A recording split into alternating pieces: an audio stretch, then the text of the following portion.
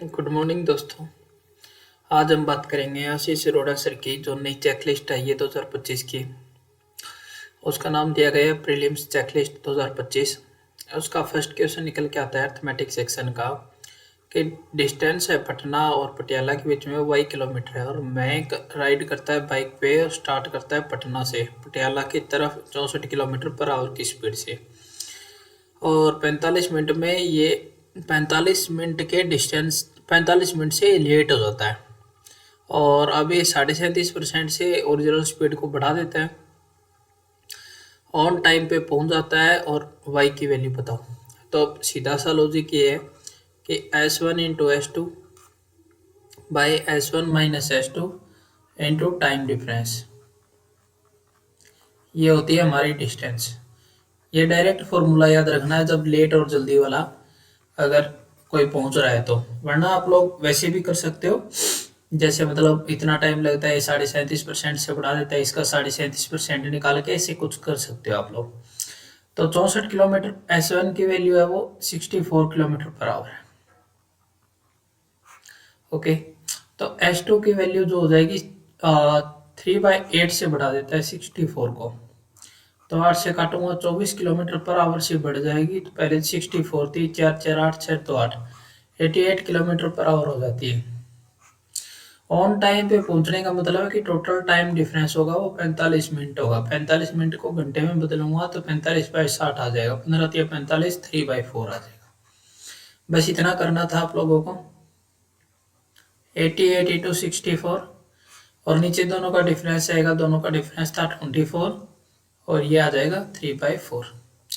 बस इतना करना था, ये हमारी डिस्टेंस निकल के आ जाएगी वाई के बराबर। ठीक है, इसको सोल्व कर लेते हैं।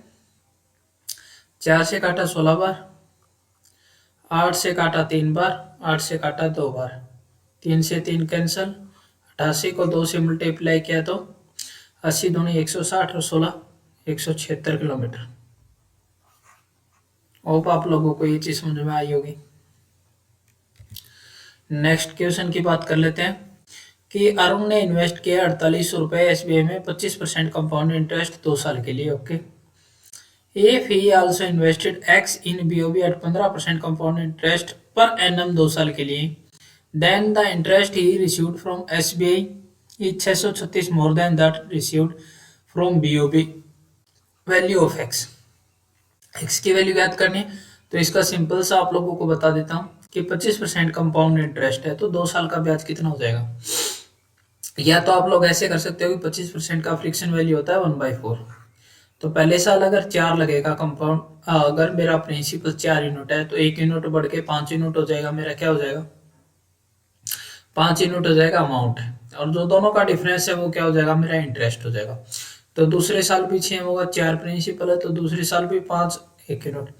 अब 2 साल का कंबाइन करूंगा तो इन दोनों का मल्टीप्लाई 16 25 और इन दोनों का डिफरेंस आ जाएगा 9। ठीक है, ये वाली बात आप लोगों को समझ में आ गई होगी।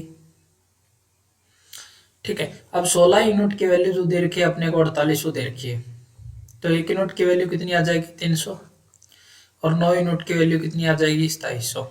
ये मेरा इंटरेस्ट आ गया 2 साल के लिए जो एसबीआई में डिपॉजिट किया था उसका। क्लियर है यहाँ तक बात। आगे क्या बोल रहा है कि उसने एक्स रुपए इन्वेस्ट किए 15% कंपाउंड इंटरेस्ट पर एनम 2 साल के लिए, then interest received from SBI. SBI वाला 636 रुपए ज्यादा है तो बीओबी वाला 636 रुपए कम होगा। तो 2700 में से 636 अगर माइनस कर दूं मैं तो ये बीओबी का इंटरेस्ट नहीं आ जाएगा मेरा। ठीक है, तो 2100 आ गए, 2100 में से 36 माइनस करना है मतलब 2064, 2064 बीओबी का इंटरेस्ट आ गया मेरा। ठीक है, अब क्या बोल रहा है, इसने जो इंटरेस्ट डिपॉजिट किया है वो किस पे किया है, 15% पर एनम की दर से 2 साल के लिए। अब मुझे एक बात बताओ कि 1 साल का 15% है तो 2 साल का कितना इंटरेस्ट हो जाएगा, 15 plus 15 into 15 into 15 divide by 100। या तो ऐसे कर लो आप लोग, 32.25 आ जाएगी ये वैल्यू प्रतिशत। ये होता है कंपाउंड इंटरेस्ट का 2 साल का ब्याज निकालने का तरीका। उससे क्या कर सकते हैं, सिंपल इंटरेस्ट का फॉर्मूला लगा सकते हैं, हम लोगों को कुछ नहीं करना होता। या फिर ऊपर वाले की तरह करूंगा मैं, 15% होता है 3/20, तो 20 से बढ़ के 23 हो गई वैल्यू, 20 से बढ़ के 23 हो गई वैल्यू, 20 इंटू 20 400, 20 इंटू 20 529, तो 129 यूनिट क्या आ गया मेरा इंटरेस्ट। इसकी वैल्यू दे रखी है मेरे को 2064, ठीक है। 129 यूनिट की वैल्यू क्या दे रखी है मेरे को, 2064 डिवाइड बाई 129, ये हो गया मेरा। और मेरे को एक्स की वैल्यू चाहिए, मतलब प्रिंसिपल चाहिए, इंटू 400 कर दूंगा तो ये मेरा प्रिंसिपल आ जाएगा। ठीक है, सिंपल है, इसको भाग कर लेना है। 2 से तो नहीं जा रहा, क्योंकि 2 से तो ज्यादा हो जाएगा नहीं, तो 1 से कर लेते हैं। 1 से क्या, 206 में से 129 माइनस करूंगा तो कितना आ जाएगा, 9 और 7 16, और इधर बच गई वैल्यू 19, 19 में से 12 गए 7, 774 आ गई वैल्यू। 7 से करूंगा तो नहीं जाएगा, 6 से करूंगा तो बिल्कुल जा रहा है ना। 9 6 54, 4 5 12 6 72, 72 5 77, ठीक है। तो 16 आ गई, 16 को 400 से मल्टीप्लाई करना, 16 चौके 6400, ये मेरा आंसर आ जाएगा 6400। एक्स की वैल्यू 6400 रुपए। प्रिंसिपल पूछा था तो इस तरीके से निकाल सकते हैं आप लोग, मैंने दोनों तरीके आप लोगों को समझा दिए हैं। नेक्स्ट क्वेश्चन क्या दिया हुआ है कि ratio of expenditure of saving Ramesh, Ramesh का एक्सपेंडिचर और सेविंग का रेशियो दे रखा है हमें, क्या दे रखा है, 3:1। अगर मैं आप लोगों से इसके आधार पे अगर मैं इसकी इनकम पूछूं तो इनकम कितनी हो जाएगी। इनकम बेसिकली जो सेव किया और जो खर्चा किया दोनों का योग ही तो होता है, तो इधर 4 यूनिट आ जाएगी। Okay, if the expenditure increase by 25%, इसका 25% एक्सपेंडिचर इंक्रीज हो जाता है, इसका 25% एक्सपेंडिचर इंक्रीज हो जाता है 25% से। Okay, and the saving remain the same, saving same की सेम रहती है, 1 यूनिट है, 1 यूनिट की 1 यूनिट रहेगी। Then find the ratio of initial income to the new income, new income और इनिशियल इनकम। तो एक्सपेंडिचर अगर बढ़ाना है किसी बंदे को तो क्या करना पड़ेगा, ये सेम है, ये जितना बढ़ेगा उतनी तो उसकी इनकम बढ़ेगी, यही तो बात हुई। 3 का 25% कितना होता है, 3/4 ही तो होता है, इतने से बढ़ेगा ये। 3/4 कितना होता है, 0.75, 0.75 से इंक्रीज हो जाएगी, मतलब ये 3.75 हो जाएगी वैल्यू, बेसिकली कहना ये चाहता है। ये 1 का 1 रहेगा तो ये वैल्यू आ जाएगी 4.75। ये तो आ गई न्यू इनकम, ये आ गई पुरानी इनकम, दोनों का रेशियो पूछा है तो 4, किसका पूछा, इनिशियल इनकम थी 4 यूनिट और नई इनकम आ गई 4.75 यूनिट, ठीक है। तो 100 से मल्टीप्लाई कर दूंगा, इधर आ जाएगी वैल्यू 400, 475, 25 कम 25 और 25 चौके 100 16, ठीक है। 25 कम 25, 25 12 125, 25 5 125, 16 ratio 15, is the right answer. None of these आएगा इसमें, ठीक है। नेक्स्ट क्वेश्चन की बात कर लेते हैं कि दो फ्रेंड है रिंकू और पिंकू, स्टार्ट किया है बिजनेस इन्वेस्टमेंट करके 4500 और 6500 रुपए, मतलब क्या किया, पिंकू ने इन्वेस्ट किया है, सॉरी रिंकू ने इन्वेस्टमेंट किया है 4500 रुपए। ओके, अब पिंकू ने कितना इन्वेस्टमेंट किया है, पिंकू ने इन्वेस्टमेंट किया है 6500 रुपए। Okay, and they invested it for y month and y minus, इसने किया वाई महीने के लिए, इसने किया y-3 महीने के लिए। Okay, if they received A total profit of 10,960 रुपए, okay, from the business and Pinku का शेयर है वो 5200 रुपए है।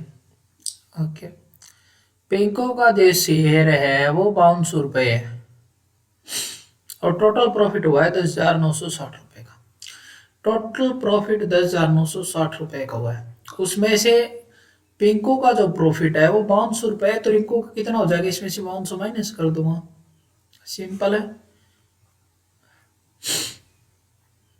5760 और 5200 आ गई वैल्यू, दोनों का रेशियो निकाल लेते हैं। 2 से काटा 26, 2 से काटा 8 2 56 और 8 2 16 288, फिर 2 से काटा 133 144, फिर 2 से काटा 65 और 72, ये इन दोनों का रेशियो आ गया। रेशियो को रेशियो से मल्टीप्लाई कर देते हैं। रिंकू का कौन सा था? रिंकू का नीचे वाला था, पिंकू का ऊपर वाला था। तो 2 जीरो से 2 जीरो कैंसिल हो ही रही है। तो 65 डिवाइड बाई 45 इंटू वाई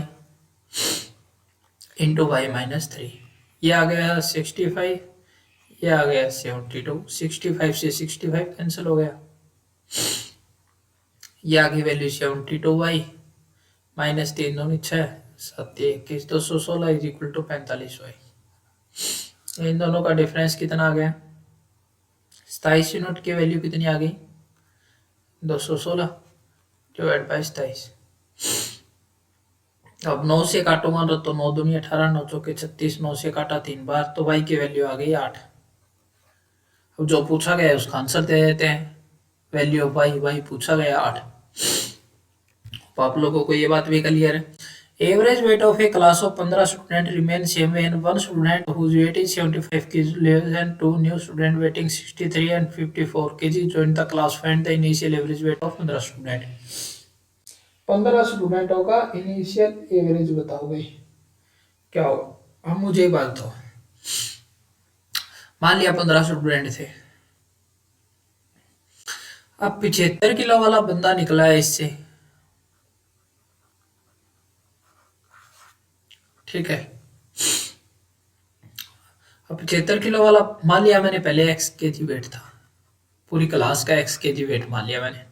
तो 15 स्टूडेंटों का टोटल वेट कितना हो जाएगा? 15x हो जाएगा। एवरेज वेट अगर x kg है और 15 स्टूडेंटों का है तो 15 इंटू एक्स हो जाएगा। ओके, इसमें से 75 kg का बंदा निकल गया, 75 kg का निकल गया। अब बोला क्या गया है? अब टोटल स्टूडेंट कितने हो गए? एक निकला है, दो आ गए, तो अब टोटल हो गए स्टूडेंट 16। 16 के 16 का एवरेज वेट सेम रहेगा, तो एवरेज वेट x kg था, फिर अब भी x kg रहेगा।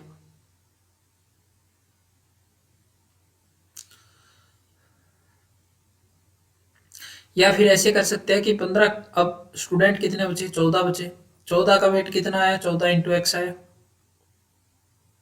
दो स्टूडेंट थे, उनका वेट कितना कितना था, वो ऐड हो गए, 63 प्लस 54,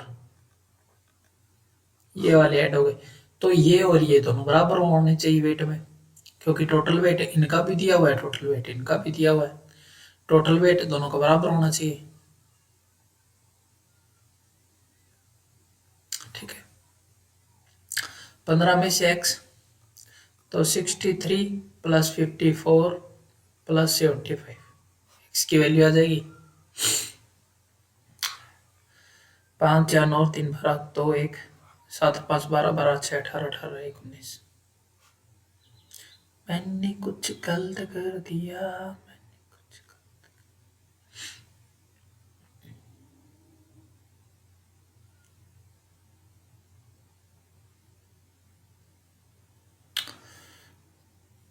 75 kg का एक स्टूडेंट निकल गया।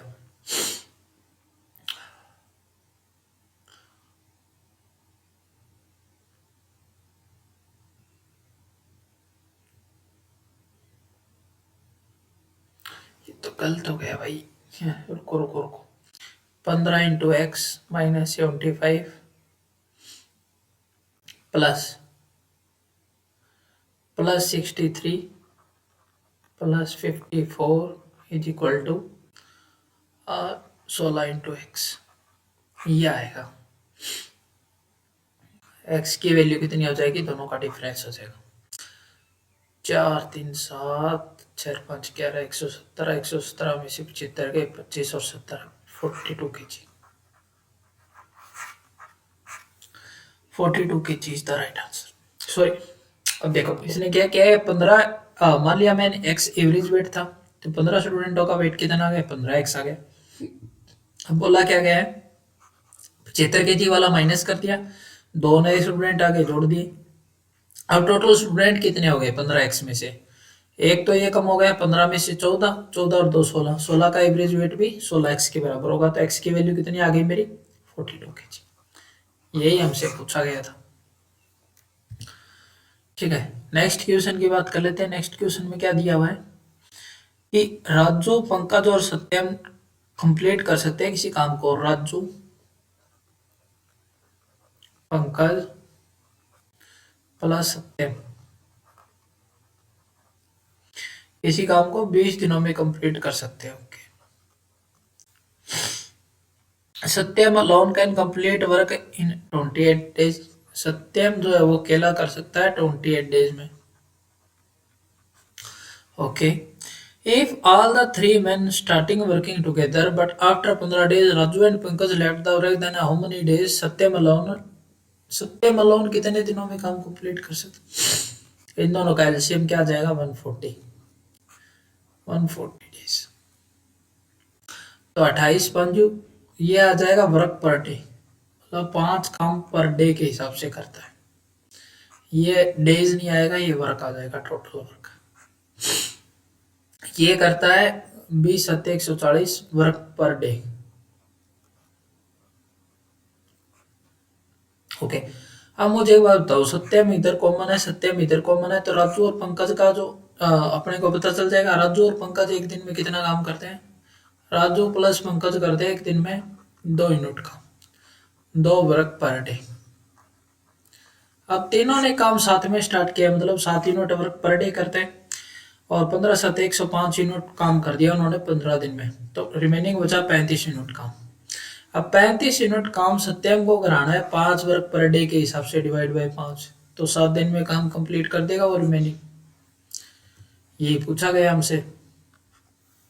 Next question, ratio of cost price of chair and table. Chair का कॉस्ट प्राइस और टेबल का कॉस्ट प्राइस, दोनों का कॉस्ट प्राइस कितना है 29:32 है। Okay. If the shopkeeper sold the table at 15% profit. क्या बोला गया है टेबल को, टेबल 35 2 यूनिट वाला है, इसको 15% के प्रॉफिट में, मतलब 3/20 पे बेच देता है। ओके। और चेयर को, ये टेबल का है। चेयर की बात कर लेते हैं, चेयर का क्या केस ने 20% के प्रॉफिट, मतलब 1/5 पे बेच देता है। अब क्या बोल रहा है, he offer a discount 40% and 20% on mark price of chair and table respectively. अब चेयर पे क्या केस ने, ये भी प्रॉफिट ही है। चेयर पे क्या किया इसने, 40% का डिस्काउंट दे दिया। 40% होता है 2/5 का, ये डिस्काउंट है। और टेबल पे क्या किया इसने, टेबल पे डिस्काउंट दे दिया इसने 20% का, मतलब -1/5 का। ओके, दोनों पे डिस्काउंट दे दिया। अब क्या बोल रहा है, find the sum of mark price both chair and table. Chair और टेबल का मार्क प्राइस बताओ। अब कॉस्ट प्राइस का रेशियो दे रखा है दोनों का, कॉस्ट प्राइस का रेशियो दे रखा है। ओके। तो एक बात बताओ मुझे कि डिस्काउंट वाले तरीके से हम लोग कर सकते हैं ना, ये डिस्काउंट वाले तरीके से हम लोग कर सकते हैं। मान लिया मैंने इसका 29 कॉस्ट प्राइस है और इसका 32 कॉस्ट प्राइस है। अब मुझे एक बात बताओ, एमआरपी चेयर और कॉस्ट प्राइस ऑफ चेयर, ये क्या हो जाएगा। चेयर का एमआरपी क्या हो जाएगा, चेयर का एमआरपी मैंने कुछ भी मान लिया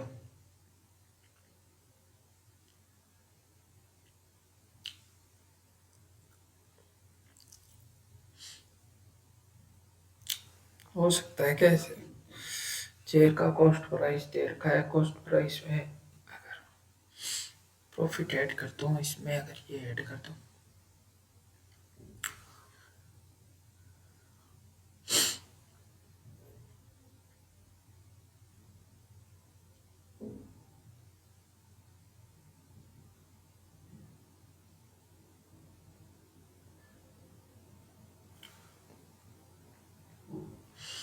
हो सकता है क्या, हो सकता है क्या, रेशियो एग्जैक्ट वैल्यू तो आना मुश्किल है।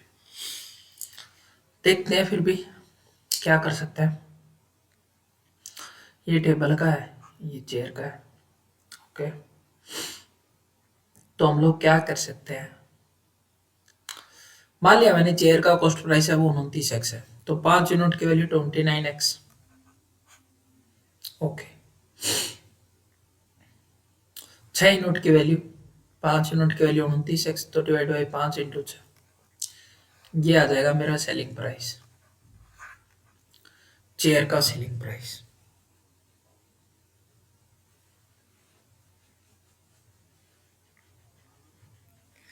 चेयर का सेलिंग प्राइस ही आ गया।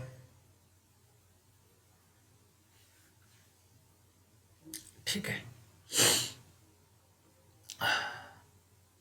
एग्जैक्ट वैल्यू तो नहीं आ सकती इससे, फिर भी करके देख लेते हैं। सेलिंग प्राइस ये आ गया चेयर का। ओके, टेबल की बात कर लेते हैं। टेबल में क्या दिया हुआ है, 20 यूनिट की वैल्यू, 20 यूनिट की वैल्यू 32x दी हुई है, तो 1 यूनिट की वैल्यू 32x बाई 20, 23 यूनिट की वैल्यू 23। ये आ गया मेरा इसका सेलिंग प्राइस। ये सेलिंग प्राइस कब आया, तो मार्क प्राइस इतना है, तो हम लोग एग्जैक्ट वैल्यू तो नहीं फाइंड आउट कर सकते, तो कैन नॉट डिटरमाइन आएगा। दोनों के अंकित मूल्य का अगर रेशियो पूछता तो निकाल सकते थे, क्योंकि इसमें रेशियो दिया हुआ है, एग्जैक्ट वैल्यू किसी की दी गिवन ही नहीं है, तो हम लोग कैसे निकालेंगे, कैसे निकालेंगे, कैसे निकालेंगे, नहीं निकाल सकते। एग्जैक्ट वैल्यू गिवन नहीं है तो हम लोग नहीं निकाल सकते, can not determine he answer आएगा। तो आप लोग करके देख सकते हो। 5 साल पहले की बात कर रहा है, sum of age of Mohan and Sohan 17 year less था sum of present age of Tanmay and Sohan से। 5 साल पहले मोहन की प्रेजेंट एज एम मान ली मैंने, ठीक है, और सोहन की प्रेजेंट एज एस मान ली मैंने। तो 5 साल पहले की बात कर रहा है, तो 5 साल माइनस कर दूंगा, 5 साल पहले आ गया दोनों के सम। विल बी 17 ईयर लेस, 17 साल लेस था, 17 साल कम था, किससे था, percentage of Tanmay and Sohan, Tanmay और सोहन की परसेंटेज का सम ये था, इससे 17 कम था इन दोनों के बीच। ये कहना चाहता है बेसिकली। मोहन की एज मान लिया है, सोहन की एज, और तन्मय की टी और सोहन की एज 17 साल कम था। ओके, हो गया, एस से एस कैंसिल हो गया। Mohan is equal to Tanmay minus 12, यहाँ की वैल्यू।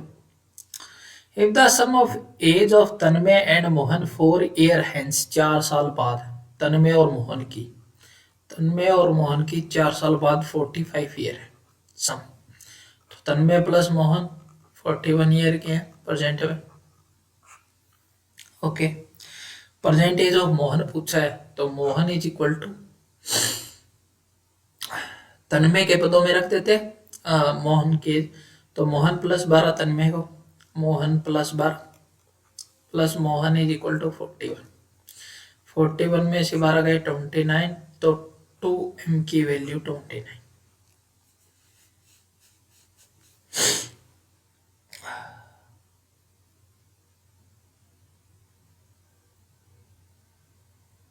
अच्छा सॉरी सॉरी सॉरी, ये 5 और 5 10 आएगा, क्यों आएगा, क्योंकि मोहन की एज भी 5 साल पहले लेनी है और समय की एज भी 5 साल पहले लेनी है, -5, ये इधर 7 आएगा।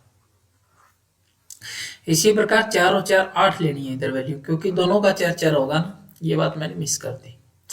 ये आ जाएगी 37 ईयर, ये आ जाएगी 37 ईयर, 37, 37 में से +7 माइनस का 7 करना है, ये आ जाएगी 30 साल, तो एम की वैल्यू आ जाएगी 15 साल। मैंने किया कैसे, एक बार आप लोगों को दोबारा से समझा देता हूँ। क्या क्या है कि मोहन की परसेंटेज एम मानी, तो 5 साल पहले कितनी हो जाएगी, m-5। इसी प्रकार से सोहन की एज भी 5 साल पहले, दोनों का सम दे रखा है अपने को कि तन्मय प्लस सोहन की एज से 17 साल लेस है। ओके, ये बात दे रखी है, तो दोनों का 5 5 कम होगा ना, क्योंकि इसकी भी प्रेजेंट 5 साल पहले लेनी पड़ेगी, इसकी भी 5 साल पहले कम लेनी पड़ेगी, तो सोहन से सोहन कैंसिल हो जाएगा। m is equal to T minus 7 आ जाएगी वैल्यू। इसी प्रकार से मोहन तन में की ये 4 साल पहले कितनी हो जाएगी, T+4 और M+4 दोनों का एवरेज आ जाएगा 45। ठीक है, 8 माइनस कर दूंगा, इधर आ जाएगी 37, 37 में से 7 गया 23, तो मोहन की एज आ जाएगी 15 साल। मैंने कुछ गड़बड़ कर दी थी तो सॉरी उसके लिए। नेक्स्ट क्वेश्चन कि झुल्लन ने इन्वेस्ट किया 1.6x compound interest scheme rate of 20% पर एनम 2 साल के लिए। ओके, 1.6x इन्वेस्ट किया इसने कंपाउंड इंटरेस्ट पे 20% पर एनम पे। ओके, कितने साल के लिए, 2 साल के लिए।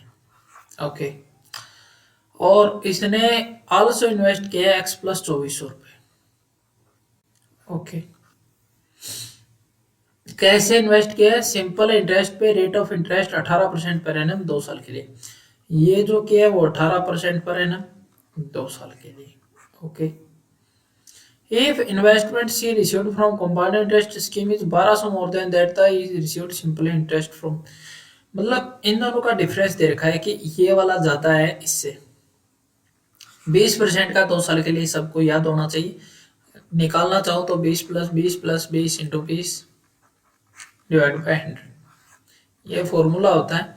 अगर डिफरेंट डिफरेंट दिया होता है x प्लस वाई, अगर सेम सेम दिया होता है x x। ठीक है, 20 20 40 40 4 44% आ जाएगी 2 साल के लिए। तो 1.6x का 44%। ओके, ये वाला 18 दूनी 36% of 36 divide by 100 of x plus 2400। इन दोनों का डिफरेंस क्या दे रखा है मेरे को, इन दोनों का डिफरेंस दे रखा है 1200। ओके, कर लेते हैं, 100 को इससे मल्टीप्लाई कर देते हैं, सिंपल है। 1.6x। ओके, 16 चौके 64, 4 6 16 चौके 64 और 4 16 चौके 64, 4 6 16 चौके 64 और 6 27 70.4x माइनस 36x। ओके, इसको 24 से मल्टीप्लाई करना है। 24 का 144, 14 24 दिया 72, 72 14 86 86, क्या गई 2 जीरो, इतनी आ जाएगी वैल्यू। प्लस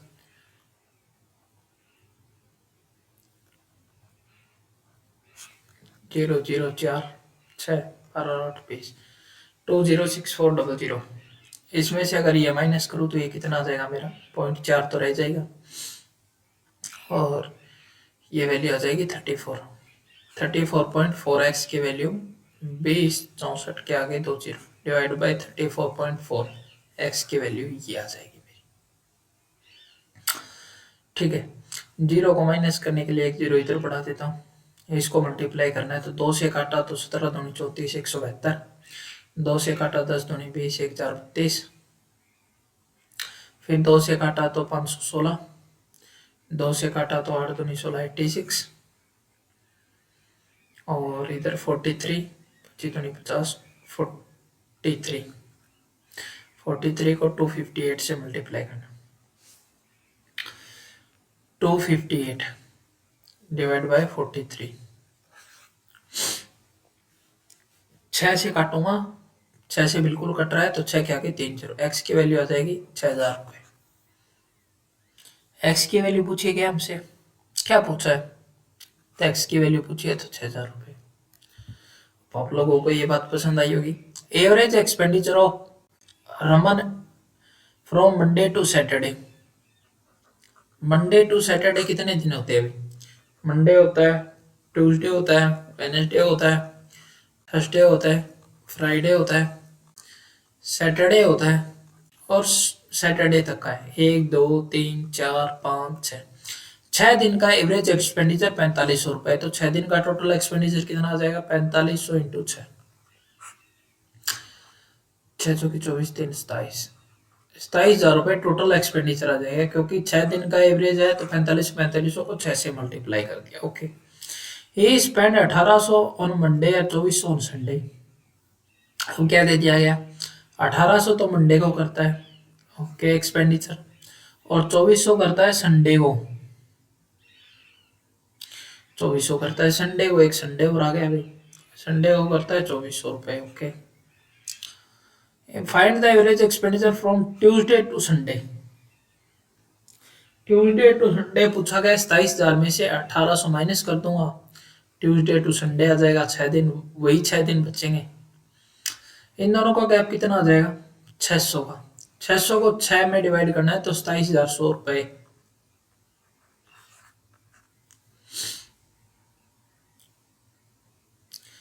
27,100 रुपये आ जाएगा टोटल एक्सपेंडिचर। ठीक है, कुछ नहीं करना। कैसे किया मैंने, मंडे को जो एक्सपेंडिचर खर्च कर रहा है वो मंडे को कर रहा है 1800 रुपये और संडे को कर रहा है 2400 रुपये। इन दोनों का डिफरेंस कितना है, 600 रुपये। दोनों में फर्क कितने का आएगा, 600 रुपये ये वाले ज्यादा होंगे, तो 600 रुपये ये वाले ज्यादा होंगे, तो 4500 तो पहले से आ रहे थे, 4500 तो पहले से ही आ रहे थे कि नहीं आ रहे थे बाबू भैया, 4500 रुपये पहले से आ रहे थे। तो 600 को 6 दिन में अलग अलग में डिवाइड कर दूंगा तो 100 रुपये पर डे के हिसाब से आएंगे, तो 4600 रुपये नहीं हो जाएंगे क्या। आसान क्वेश्चन था बहुत ही, 4600 आंसर आ गया। आगे क्या दिया हुआ है, ए बोट टेक करती है 5 hour to travel downstream distance, it take 13 hour to travel the same distance upstream. Downstream और अप स्ट्रीम का हमें टाइम का रेशियो दे दिया गया, डिस्टेंस सेम होती है तो जो टाइम का रेशियो होता है 5 घंटे और 13 घंटे, वही हमारा क्या होता है, डिस्टेंस का रेशियो, सॉरी स्पीड का रेशियो उसका अपोजिट हो जाता है। ये बात ध्यान में रखनी चाहिए, 13:5 हमारा स्पीड का रेशियो हो जाएगा, क्योंकि इसकी स्पीड 13, क्योंकि दोनों की डिस्टेंस सेम है तो डिस्टेंस क्या होता है, टाइम इंटू स्पीड होता है, तो ये भी 65 आएगा, ये भी 65 आएगा। और अब लोगों को क्लियर है ये बात। In the speed of boat in still water, still water में स्पीड, स्टिल वाटर में स्पीड जब डाउन स्ट्रीम और अप स्ट्रीम स्पीड दे रखी है तो स्टिल वाटर में स्पीड क्या होती है, दोनों का addition divide by 2, 13 + 5 divide by 2, यानी 18, 18 डिवाइड बाय 2, 9x, 9x की वैल्यू क्या देती है हमें, 18, मतलब x की वैल्यू आ गई 2। ये then find the downstream distance he travelled, downstream speed कितने ट्रेवल की इसने, कर लेते हैं बात। डाउन स्ट्रीम स्पीड इसकी क्या निकाल लेते हैं हम लोग, स्ट्रीम की स्पीड निकाल लेते हैं। स्ट्रीम की स्पीड कैसे आएगी, दोनों का डिफरेंस डिवाइड बाय 2, 13 में से 5 गए, 8 डिवाइड बाय 2 यानी 4, 4x आएगी, x की वैल्यू 2 दे रखी है तो 8 किलोमीटर पर आवर ये आ गई। तो डाउन स्ट्रीम स्पीड क्या होती है, 18 + 8 26 किलोमीटर पर आवर, दोनों का एडिशन डाउन स्ट्रीम स्पीड होती है। और 5 घंटे में कितनी दूरी तय करेगी, 130 किलोमीटर। दोनों का डिफरेंस लेके भी देख सकते हो आप लोग, 10 इंटू 13, ये भी वैल्यू 130 किलोमीटर ही आएगी। तो आप लोगों से कोई सा भी पूछे आप कोई सा भी निकाल सकते हो, जो आसान लगे वो करो। इन ए ऑफिस, आगे क्या दिया हुआ था, क्वेश्चन और रह गया क्या, ये था, अजय और Atul together can do piece of work in 15 days. Ajay plus Atul किसी काम को 15 दिन में कंप्लीट कर सकते हैं। ओके, अतुल और सोनू,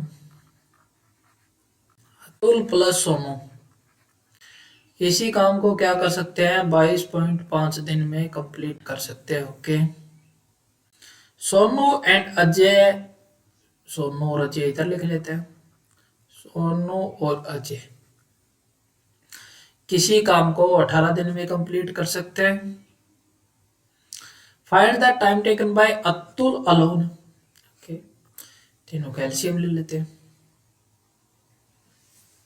इसको 22.5 को क्या कर सकता हूँ मैं, 45 डिवाइड बाई 2 नहीं कर सकता क्या, बिल्कुल कर सकता हूँ। तो एलसीएम मान लेता हूँ, 90 आ गया। अतुल सोनू ये आ गया वर्क। ओके, इतना इतना काम करते हैं, मतलब एक ही काम करते हैं सबके सब, ये मान लेते हैं। तो ये करेगा 4 unit, 4 work per day, 4 work per day, ये वाली इकाई है वो दिमाग में रखनी है, 4 वर्क पर डे। ये करेंगे 6 वर्क पर डे, ये करेंगे 5 वर्क पर डे। ओके, आगे क्या दिया हुआ है? अतुल अलोन किसी काम को कितने दिन में कर सकता है? अतुल अलोन। अब मुझे एक बात बताओ, अतुल अलोन की बात कर रहा है, हमें कुछ नहीं करना। हमें करना क्या है बेसिकली? अब देखो, इधर एक सोनू आ रहा है, इधर एक सोनू आ रहा है, दो सोनू हो गए। इधर एक अजय आ रहा है, एक अजय इधर आ रहा है, एक अतुल इधर आ रहा है, एक अतुल इधर आ रहा है। तो दो सोनू प्लस अजय प्लस अतुल कितना काम पर डे कर रहे हैं? 6 और 5 11, 6 4 10, 10 5 15, 15 काम पर डे कर रहे हैं। तो Sonu plus Ajay plus Atul 7.5 work per day कर रहे हैं कि नहीं कर रहे? इस बात में कोई दिक्कत है तो बताओ। 2 से डिवाइड कर दिया इसको। ओके, अब बोला क्या गया है? अपने को चाहिए सोनू का काम, अतुल का काम, सॉरी अतुल का काम चाहिए। तो सोनू और अजय, सोनू और अजय इधर है, 5 वर्क पर डे कर रहे हैं, तो 5 इसमें से माइनस कर दूंगा तो 2.5 वर्क पर डे कौन कर रहा है? अतुल कर रहा है। तो 90 divide by 2.5 work per day, 0, 5 से काटा 5 बार, 5 से काटा 2 बार, 18, 18 दूनी 36 दिन में क्या कर देगा? अतुल किसी काम को कंप्लीट कर देगा। आसान था सवाल। नेक्स्ट क्वेश्चन है, शॉपकीपर दो आइटम को सोल्ड करता है का cost item of first item was equal to the selling price of second item. मतलब फर्स्ट आइटम का जो कॉस्ट प्राइस है वो सेकंड आइटम के सेलिंग प्राइस के बराबर है। ये बात मैंने नोट कर ली। And sold was selling price of the second item and was sold at 25%, second item was also sold। मतलब फर्स्ट आइटम जो है वो सोल्ड की गई है 25% के प्रॉफिट पे, मतलब 1/4 पे, सॉरी 1/4 पे। और सेकंड आइटम है वो सोल्ड की गई है 1/4 पे, ये भी 1/4 पे। अब मुझे एक बात बताओ, सेकंड आइटम का सेलिंग प्राइस कितना हो जाएगा? 5x। फर्स्ट आइटम का कॉस्ट प्राइस कितना हो जाएगा? 4y। अब दोनों को बराबर करना है, दोनों को बराबर करने के लिए हम लोग क्या करेंगे? क्या करेंगे बाबू भैया? ठीक है, इसको 4 से मल्टीप्लाई, इसको 5 से मल्टीप्लाई, दोनों बराबर हो जाएंगे कि नहीं हो जाएंगे? तो फर्स्ट आइटम का क्या सीन हुआ? 5 डिवाइड बाई 20, 5 से मल्टीप्लाई कर दिया, दोनों से क्या हुआ? इसको 5 से, इसको 5 से, 20 आ गई बेटी। सेकेंड आइटम का क्या हो गया? 4 से मल्टीप्लाई किया, 4 डिवाइड बाई 16। अब देखो, ये नीचे वाली संख्या होती है हमेशा कॉस्ट प्राइस, ये भी कॉस्ट प्राइस है। ये क्या होता है? प्रॉफिट। ये क्या होता है? प्रॉफिट। अब पहले आइटम का कॉस्ट प्राइस आ गया 22 यूनिट और सेकंड आइटम का सेलिंग प्राइस कितना आ गया? 22 यूनिट, दोनों बराबर हो गई। ये क्वेश्चन में गिवन था। What is the profit percentage? Overall profit percentage पूछा है हमसे। ओवरऑल प्रॉफिट परसेंटेज कैसे हो जाएगा? इसका 16 यूनिट कॉस्ट प्राइस है, इसका 20 यूनिट है, टोटल कॉस्ट प्राइस कितना हो जाएगा? 36 यूनिट। टोटल प्रॉफिट कितना हो जाएगा? 5 और 4 9, 36 divide by 9 into 100, 9 divide by 4 यानी 25% का प्रॉफिट नहीं हो जाएगा क्या? Overall profit. अगर कुछ और पूछता तो भी देखते, इसमें कुछ ना कुछ पूछा ही ढंग से नहीं गया है। दोनों पे 25-25% का प्रॉफिट होता है तो ओवरऑल 25% ही प्रॉफिट होगा, इसमें कोई दिक्कत तो नहीं है। दो टैप है, ए और बी फिल कर सकते हैं किसी कंटेनर को 14 और 18 घंटे में। मतलब ये कर सकता है 14 घंटे में और बी कर सकता है 18 घंटे में container full. While working alone, Anuj opened both the tap 8 hour and 18 minute. Then he realized that 408 liter of water was overflowed from the tanker spilled on the ground. Find the total capacity of the tanker. अब मुझे एक बात बताओ, 18 सत्ते 126, 14 निम्मा 126। मान लिया मैंने टैंकर कैपेसिटी थी 126। ओके, अब क्या कर दिया इसने? ये करेगा 9 लीटर पर आवर भरेगा, ये क्या करेगा, 7 लीटर पर आवर भरेगा। ओके, दोनों को ऐड कर दिया तो 16 लीटर पर आवर भरेंगे। 8 घंटे और 18 मिनट के लिए चला दिया गया इन्हें। 18 मिनट को अगर मैं करूँ तो 18 डिवाइड बाई 60 हो जाएगी वैल्यू। 6 से काटा 3 बार, 6 से काटा 10 बार, 8 से ही 3/10 आ जाएगी वैल्यू। 10 8 80 और 83, 83/10। इतना टाइम चला दिया इसे, 83/10। इतना टैंक भर देंगे ये। 16 × 3 = 48, 8 4 16 8 128 4 132। एक पॉइंट लगा दिया तो 132.8 लीटर भर दिया इसने। लेकिन ये तो कह रहा है कि 126 लीटर ही भरना था, जो रिमेनिंग बचेगा वो पानी गिरेगा ही बाहर। बाहर कितना गिरेगा बाबू भैया, 6.8 लीटर पानी बाहर गिरेगा यूनिट के हिसाब से अपना। लेकिन इसने क्या बोला है, इसने बोला है 408 लीटर बाहर गिरेगा। तो एक यूनिट की value 408 divide by 6.8 into 10, point हटा के 10 लगा दिया। 4 से काटा 10, 102, 4 से काटा 17, 4 से काटा 6, तो एक यूनिट की वैल्यू आ गई 60। तो 126 यूनिट की वैल्यू आ गई 126 इंटू 60। तो 6 को 36, 12 6 72, 3 75, 7560 लीटर टैंक का कैपेसिटी था। ठीक है, सिंपल क्वेश्चन नहीं था क्या ये। In office employ used 3 different type of transportation method, bike, cycle और car. Some come to office, 40% of employ uses bike come to office. मान लिया मैंने 100x है, इसमें से 40% क्या करते हैं, बाइक से आते हैं। Okay, the number of employ uses cycle is, क्या बोला गया है, साइकिल है वो 5/4 है।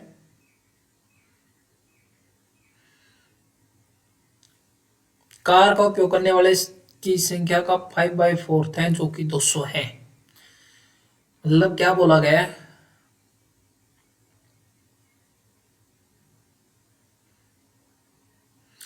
The number of employ who uses cycle is 3/4 of number of employ who uses car to come office, which is 200। मतलब अब बाईसाइकिल, साइकिल पे आने वालों की संख्या कितनी दे दी हमें, 200 है। और ये 200 किसका 3/4 है, ये कार का 3/4 है 200। गलत कर दिया क्या? अच्छा, कार वालों की संख्या हमें दे दी, कार वालों की संख्या हमें दे दी 200, तो साइकिल वालों की संख्या में क्या दे दी गई, 200 का 3/4। 4 5 20, 50 दिया 150। 150 कार से आते हैं, 200 कार से आते हैं, 150 साइकिल से आते हैं। तो टोटल मिला के हो गए 350। 350 एक्स के 60% के बराबर है 3/5 के।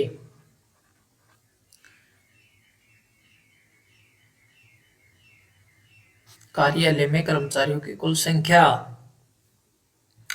साइकिल का उपयोग करने वाले कर्मचारियों की संख्या, कार का उपयोग करने वाले कर्मचारियों की संख्या 5/4, 3/4 नहीं 5/4 है, 5/4 है।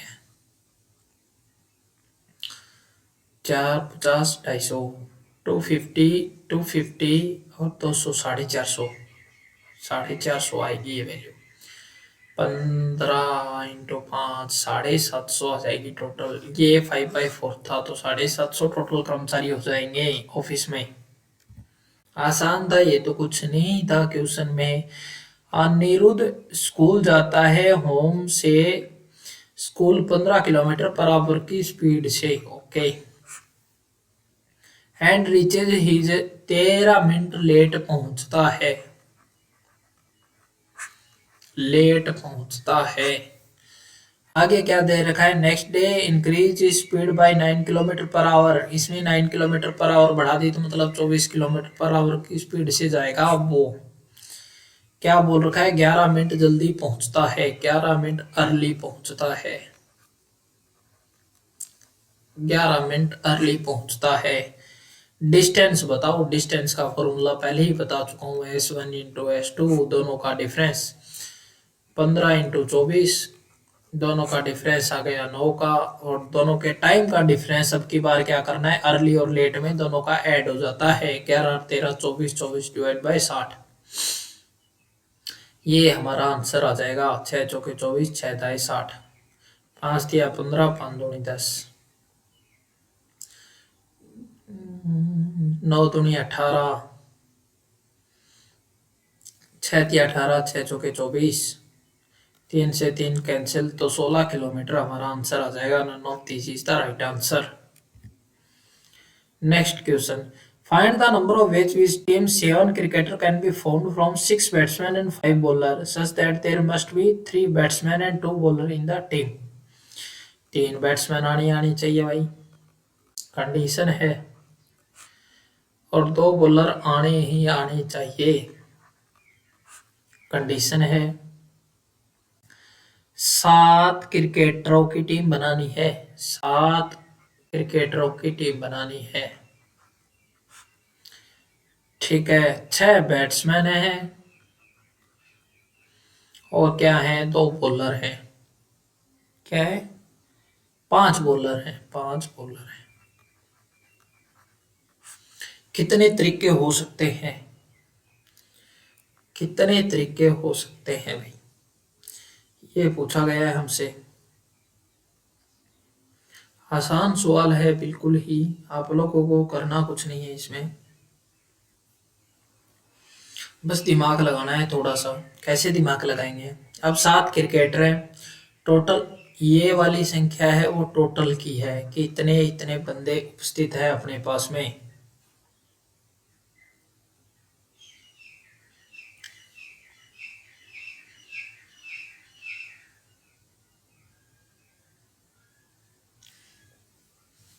हम मुझे एक बात बताओगे कि 6 बैट्समैन में से हमें 3 बैट्समैन चूज कर लिए, पहले हम लोग इस कंडीशन को फुलफिल कर लेते हैं। 6 में से 3 को चूज कर लिए तो 63 आएगी वैल्यू। फिर इसमें से हमें कितने चूज करने पड़ेंगे, टोटल तो 7 क्रिकेटर चूज करने हैं ना, तो हमें कितने चूज करने पड़ेंगे, 3 तो यहाँ हो गए, तो 5 में से क्या करने पड़ेंगे, 4 को चूज करना पड़ेगा। ओके, फिर इसमें से तो हमें क्या चाहिए, इसमें से तो एक बढ़ा देंगे, 64 आ जाएगी वैल्यू, ये तो मिनिमम था कंडीशन। तो इधर क्या हो जाएगी, एक कम हो जाएगी, तो 5C3 नहीं हो जाएगी। दूसरी कंडीशन, तीसरी कंडीशन, 6 में से अगर मैं 5 ले लेता हूं तो इधर 5C2, ये मिनिमम क्राइटेरिया नहीं हो जाएगा, ये 3 ही इक्वेशन बनेगी, उसके अलावा कुछ बनेगा क्या।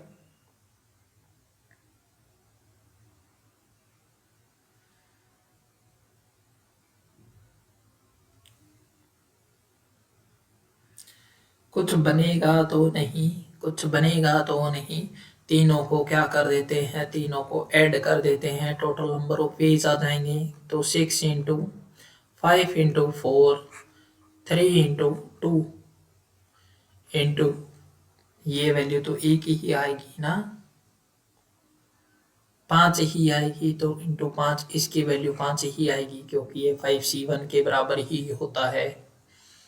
प्लस इसको अगर करूं मैं तो 6 इंटू 5 इंटू 4 इंटू 3, 4 हो गई, 4 इंटू 3 इंटू 2, 4 इंटू 2 से 2 कैंसिल, तो होती है 6, ये वैल्यू आ जाएगी 15। तो इस तरीके से हम लोग इन तीनों का हल निकालना है। 6C3 को तोड़ने का तरीका बता दिया, 6 इंटू 5 इंटू 4, 3/2 इंटू 1। फिर 5 को तोड़ने का तरीका ऐसे, तो तीनों का एडिशन कर लेंगे, तो ये टोटल तरीके मेरे हिसाब से 310 वेज आएंगे। आप लोगों को कुछ नहीं करना था, इक्वेशन बना के देती, बस उसको हल करना था। 18 नंबर क्वेश्चन की बात कर लेते हैं। लेंथ, ब्रीथ और height of cuboid are the ratio. Length, breadth और हाइट की बात कर लेते हैं। इसकी वैल्यू 5 है, इसकी वैल्यू 6 है, इसकी वैल्यू 8 है। Okay, and the total volume of cuboid, cuboid की वॉल्यूम जो है वो 6480 है। तो मुझे एक बात बताओ किसके बराबर होगी ये? एल बी एच होता है क्यूबॉइड का वॉल्यूम। इसको x मान लेता हूँ, 5x into 6x into 8x के बराबर है। तो कर लेते हैं, 6 5 30, 8 या 240, 240 into x cube is equal to 6480, 6480 divide by 240 is equal to x cube. एक जीरो से एक जीरो कैंसल, 24 दूनी 48,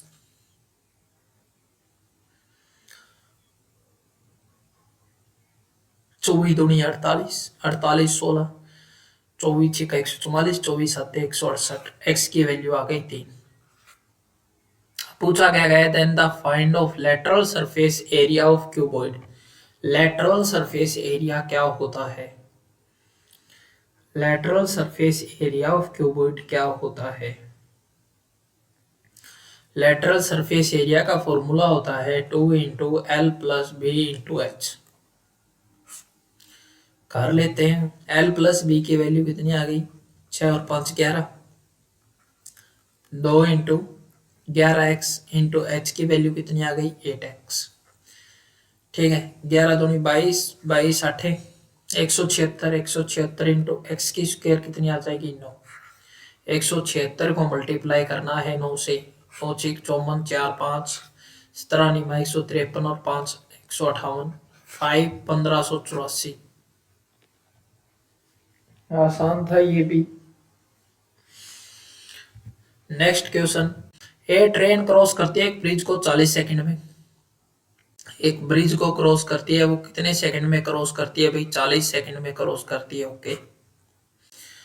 और प्लेटफॉर्म को क्रॉस करती है, कितने सेकंड में क्रॉस करती है? 31 सेकंड में। Okay. If the length of the platform 35% less than the bridge. अब क्या दे रखा है? प्लेटफॉर्म और ब्रिज की लेंथ का रेशियो दे रखा है, 37.5% होता है 3/8। Okay. Length of the platform, platform की लेंथ है और ब्रिज की लेंथ से इतना कम है। ब्रिज की लेंथ मान ली मैंने 8 है, 8 से 3 कम, तो ये आ जाएगी वैल्यू 5। ये आ गया इनके लेंथ का ratio. Okay. Find the length of in the metre of the platform if travel speed दे रखी है ट्रेन की। ट्रेन की स्पीड कितनी दे रखी है? 72 किलोमीटर पर आवर। अब इसको चेंज करना है मीटर पर सेकंड में, तो क्या करेंगे? 5/18 से मल्टीप्लाई, 18 चौके 72 यानी 20 मीटर पर सेकंड के हिसाब से। छुक छुक छुक छुक रेलगाड़ी दौड़ रही है भाई। अब मुझे एक सिंपल सी एक बात बताओगे, इधर क्या हो रहा है कि ट्रेन खुद की लंबाई प्लस ब्रिज की लंबाई ज्ञात कर रही है, इधर ट्रेन प्लस प्लेटफॉर्म दोनों कर रही है। ओके। ट्रेन ट्रेन दोनों में कॉमन है कि नहीं है? अब ब्रिज की लेंथ, ब्रिज की लेंथ ऑफ कोर्स ज्यादा है, ब्रिज की लेंथ ऑफ कोर्स ज्यादा है, तभी तो प्लेटफॉर्म से कितना सेकंड ज्यादा लग रहा है? 9 सेकंड ज्यादा लग रहा है। लग रहा है कि नहीं लग रहा? लग रहा है, बिल्कुल लग रहा है। तो अब लोग क्या करेंगे? ट्रेन की लेंथ को मान लिया मैंने a है और ब्रिज की लेंथ को मान लिया मैंने 8x है। तो इतना डिस्टेंस ट्रेवल करवाना है कितने सेकंड में? 40 सेकंड में। कितने सेकंड में तय करवाना है? 40 सेकंड में। ओके।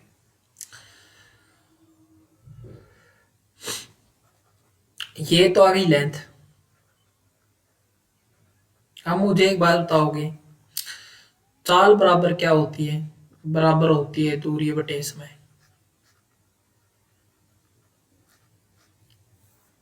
तो a plus 8x divide by 40 second, इसको इतना टाइम लगेगा। तो a प्लस 5x, इसको लगेगा 31 सेकेंड। ये भी ट्रेन की स्पीड के बराबर है, ये भी ट्रेन की स्पीड के बराबर है। दोनों को बराबर कर देते हैं, या फिर 8x, a plus 8x divide by 40 is equal to 20 कर देते हैं। ठीक है, इधर से कुछ ना कुछ कर देते हैं, इधर से कुछ ना कुछ कर देते हैं, तो ये वाली वैल्यू हमें x और y के रूप में मिल जाएगी। तो a plus 8x is equal to कितनी आ जाएगी? 800। इसकी वैल्यू आ गई। ए की वैल्यू कितनी आ जाएगी, 800 माइनस 8x। ठीक है, अब इसकी वैल्यू भी कर देते हैं, a plus 5x divide by 31 is equal to 20 के बराबर। तो a plus 5x is equal to 31 दूनी 62, 620। तो a की वैल्यू कितनी आ जाएगी, 620 माइनस 5x। ये तो था अपना लॉन्ग टर्म, दोनों को बराबर कर देते हैं। ये भी a के बराबर है, ये भी a के बराबर है। तो 800 minus 8x is equal to 620 minus 5x। Okay, 80 180, 3x की वैल्यू 180, तो x की वैल्यू कितनी आ जाएगी, 60।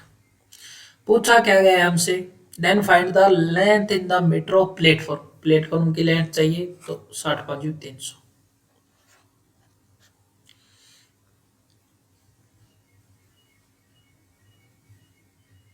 ठीक है, ये तो था हमारा लॉन्ग मेथड। अब इसको करने का सबसे आसान तरीका क्या था, ट्रेन की लेंथ क्या आ गई अपनी, 20 मीटर पर सेकंड आ गई कि नहीं आ गई, ओके आ गई।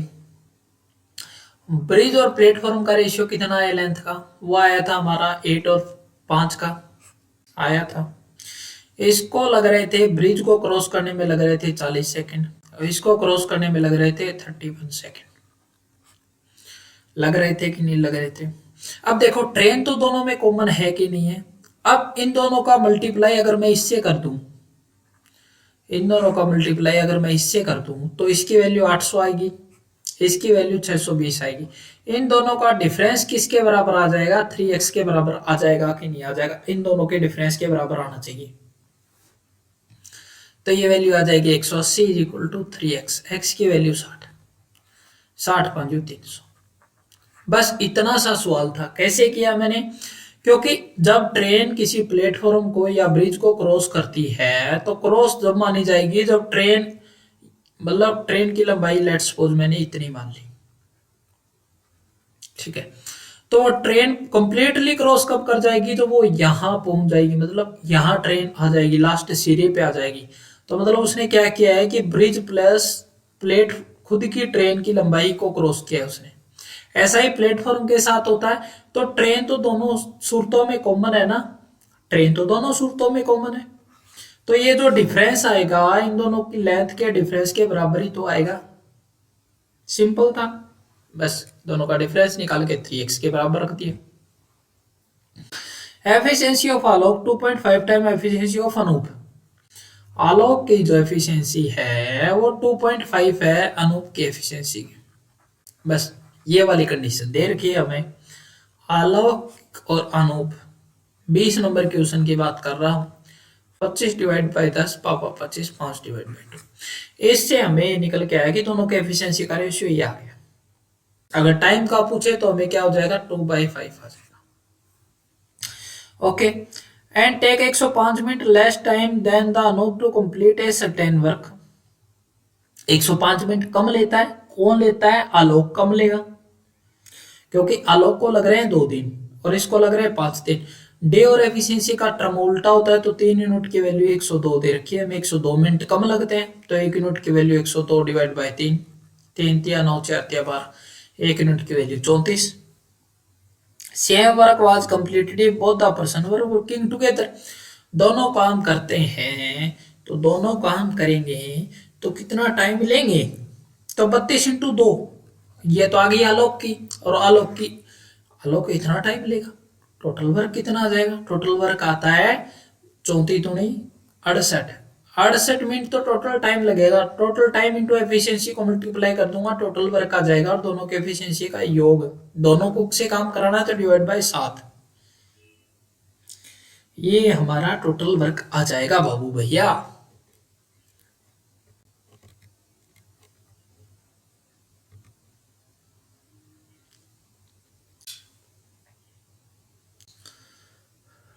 सॉरी 2 आएगा इधर, सॉरी 5 आएगा, 5 5 5 5, दोनों की एफिशिएंसी 7 है। ठीक है, 8 5 40 0 4 6 5 30 30 4 34 डिवाइड बाई 7। 7 चौके 28, 7 पा 35, 7 चौके 28, 6 60, 7 8 56, 48 कुछ मिनट लगेंगे। 105 मिनट है, सॉरी मैंने 102 ले लिया ना, इधर 102 नहीं है, इधर 105 है। तो 3 यूनिट की वैल्यू 105, तो 3 3 9 और 35 थी, 105 35। अब 35 × 2 करना पड़ेगा, तो ये आ जाएगा 70। 70 × 5 / 7। तो 10 से काटा तो दोनों को मिलके काम करने में कितना टाइम लगेगा, 50 मिनट लगेंगे। ये हमारा आंसर आ जाएगा। होप आप लोगों को ये वीडियो पसंद आया होगा। मिलते हैं नेक्स्ट वीडियो में, तब तक के लिए bye, take care, make sure hit the like share and subscribe button.